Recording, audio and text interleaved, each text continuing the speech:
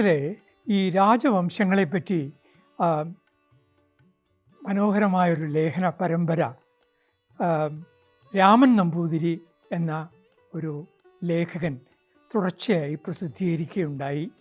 1970-കളിലാണ് ആ ലേഖന പരമ്പര വന്നത്. ആ ലേഖന പരമ്പരയിൽ രാമൻ നമ്പൂതിരി പറയുന്നുണ്ട്, ജനങ്ങളുമായി ബന്ധമില്ലാതെ അകന്നു കഴിയുവാൻ ആഗ്രഹിക്കുന്നവരാണ് തിരുവിതാംകൂർ രാജ കുടുംബ അംഗങ്ങൾ എന്ന്. ഇത് 1970-കളിലെ സ്ഥിതിയായിരുന്നു. അക്കാലത്ത് തിരുവിതാംകൂർ രാജകുടുംബ അംഗങ്ങൾ ട്രിവാൻഡ്രം പബ്ലിക്കുമായിട്ട് ഇടപഴകിയിരുന്നില്ല.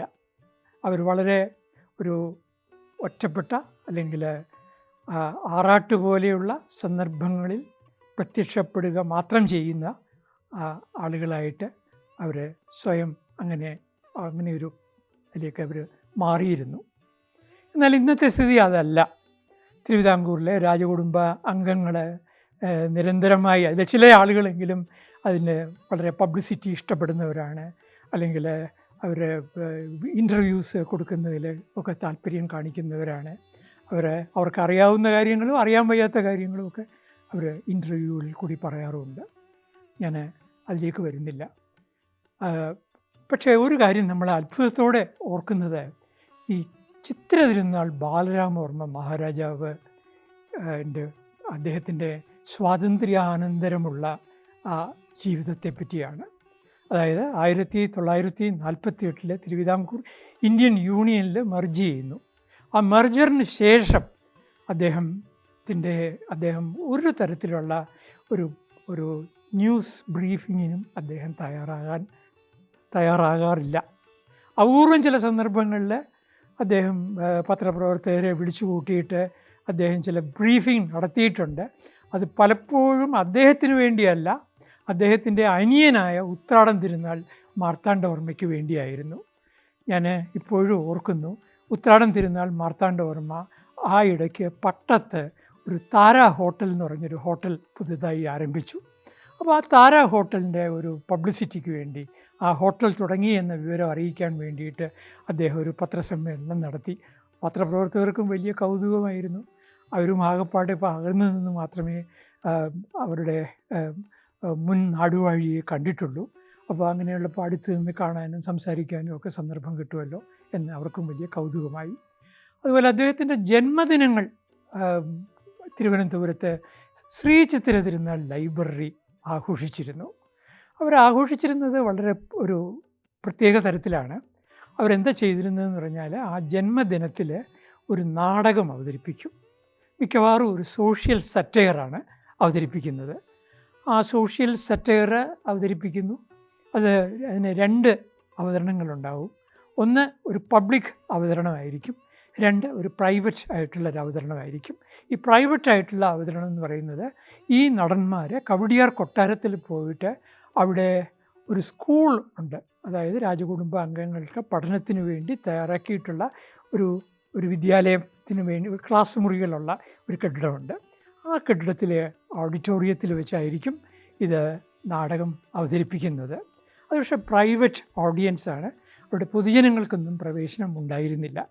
വളരെ പ്രഗത്ഭന്മാരായിട്ടുള്ള അമച്വർ നടന്മാരാണ് ഈ നാടകങ്ങളിലൊക്കെ അഭിനയിച്ചിരുന്നത്. NP ചെല്ലപ്പൻ നായരെ പോലെ, TN ഗോപിനാഥൻ നായരെ പോലെ, MG കേശവപിള്ളയെ പോലെ ഒക്കെയുള്ള നാടകകൃത്തുക്കളാണ് ഈ നാടകങ്ങൾ എഴുതിയിരുന്നത്. ട്രാജഡി അവതരിപ്പിക്കരുത് എന്നൊരു അപ്രഖ്യാപിതമായ നിബന്ധന ഉണ്ടായിരുന്നു. കോമഡിയാണ്, പക്ഷേ അതിനകത്തൊരു സോഷ്യൽ ക്രിറ്റിസിസം വേണം, ഒരു കണ്ടൻറ്റ് വേണം. അങ്ങനെയാണ് നാടകങ്ങൾ ഉണ്ടായിരുന്നത്. ആദ്യകാലത്ത് CV രാമപിള്ള, EV കൃഷ്ണപിള്ള തുടങ്ങിയവർ നാടകങ്ങൾ എഴുതിയിരുന്നു. എങ്കിലും ഈ പൊതുജനങ്ങൾക്ക് ഒരു കാലത്ത് രാജ്യം ഭരിച്ചിരുന്ന, പിന്നീട് രാജപ്രമുഖനായിരുന്ന ചിത്തിര തിരുനാൾ ബാലരാമവർമ്മയുമായിട്ട് ബന്ധപ്പെടാനുള്ള അവസരങ്ങൾ കിട്ടിയിരുന്നില്ല. അത് കാരണം പലരും തെറ്റിദ്ധരിക്കുകയുണ്ടായി അദ്ദേഹം ഒരു അന്തർമുഖത്വത്തിലേക്ക് ഉൾവലിഞ്ഞതായിട്ട്. വാസ്തവത്തിൽ അങ്ങനെയൊന്നും ആയിരുന്നില്ല. അദ്ദേഹത്തിൻ്റെ മനസ്സ് സചേതനമായിരുന്നു. അദ്ദേഹം ഈ ചുറ്റുപാട് നടക്കുന്ന കാര്യങ്ങളൊക്കെ തന്നെ ശ്രദ്ധിച്ചിരുന്നു. അത്യാവശ്യത്തിന് യാത്രകൾ ചെയ്തിരുന്നു. അദ്ദേഹത്തിന് തന്നെ തമിഴ്നാട്ടിലെ മദ്രാസിൽ, അതുപോലെ ബാംഗ്ലൂരിൽ, അതുപോലെ ബോംബെയിൽ ഒക്കെ അദ്ദേഹത്തിന് തന്നെ വാസസ്ഥലങ്ങളുണ്ടായിരുന്നു. അവിടെയൊക്കെ അദ്ദേഹം ഇടയ്ക്കിടയ്ക്ക് പോകുമായിരുന്നു. അദ്ദേഹം ആസ്പിൻവോൾ കമ്പനിയുടെ ചെയർമാനായിരുന്നു. ആസ്പിൻവോൾ കമ്പനിക്ക് നിലമ്പൂർ എന്ന സ്ഥലത്ത് വിസ്തൃതമായ എസ്റ്റേറ്റുകളുണ്ട്. അവിടെ ഗസ്റ്റ് ഹൗസ് ഉണ്ട്. ആ ഗസ്റ്റ് ഹൗസിൽ അദ്ദേഹം പോയി താമസിക്കുമായിരുന്നു. കൊച്ചിയിൽ അതുപോലെ ആസ്പിൻവോൾ കമ്പനിക്ക് അവിടെ ഗസ്റ്റ് ഹൗസ് ഉണ്ടായിരുന്നു. അവിടെയൊക്കെ അദ്ദേഹം താമസിക്കുമായിരുന്നു. വളരെ ആക്റ്റീവായിട്ടുള്ള, വളരെ സജീവമായ ഒരു ജീവിതമായിരുന്നു വാസ്തവത്തിൽ അദ്ദേഹം നയിച്ചിരുന്നത്. പക്ഷേ അദ്ദേഹം സംസാരിക്കുമ്പോൾ വളരെ കരുതലോടുകൂടി ഏറ്റവും ചുരുങ്ങിയ വാക്കുകളിൽ അദ്ദേഹം സംഭാഷണങ്ങൾ അവസാനിപ്പിക്കുവാൻ ശ്രദ്ധിച്ചിരുന്നു. അപ്പം ഞാനൊക്കെ അദ്ദേഹത്തെ വളരെ അകന്നു നിന്ന് മാത്രമേ കണ്ടിട്ടുള്ളൂ. ഞാൻ അദ്ദേഹമായിട്ട് ചില കത്തിടപാടുകൾ നടത്തിയിട്ടുണ്ട്. അദ്ദേഹത്തിൻ്റെ ഞാൻ ഒരിക്കൽ മഹാരാജാവിന് കത്തയച്ചു. അപ്പോൾ അദ്ദേഹം അതിൻ്റെ പ്രൈവറ്റ് സെക്രട്ടറിയാണ് മറുപടി അയച്ചത്. പ്രോട്ടോക്കോൾ അനുസരിച്ച് രാജാവിനെ നേരിട്ട്, മുൻ രാജാവിന് ആണെങ്കിലും കത്തുകൾ അയക്കുന്നത് അത്ര ഭംഗിയല്ല. പ്രൈവറ്റ് സെക്രട്ടറിക്ക് കത്തയച്ചാൽ മതി. താങ്കൾ അയച്ചു തന്ന പുസ്തകം വളരെ സ്നേഹപൂർവ്വം അദ്ദേഹം സ്വീകരിക്കുന്നു.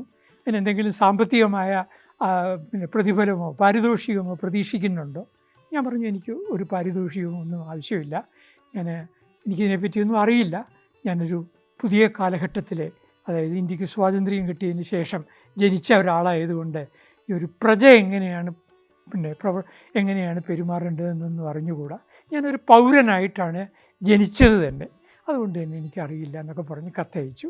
അതിനും വളരെ ഒരു സ്നേഹത്തോടു കൂടി, ഒരു വാത്സല്യത്തോടു കൂടിയുള്ള അദ്ദേഹം അതിനെ അംഗീകരിച്ചതായിട്ട് അറിയിച്ചുകൊണ്ട് പ്രൈവറ്റ് സെക്രട്ടറിയുടെ കത്ത് വന്നു. എനിക്കങ്ങനെ അകന്നു നിന്നും മാത്രമേ അദ്ദേഹത്തെ കാണാൻ സാധിച്ചിട്ടുള്ളൂ. എന്നാൽ അദ്ദേഹത്തിൻ്റെ അനിയനായിരുന്ന ഉത്രാടം തിരുനാൾ മാർത്താണ്ഡവർമ്മയുമായിട്ട് എനിക്ക് കുറേ കൂടി അടുപ്പം പുലർത്തുവാൻ സാധിച്ചു.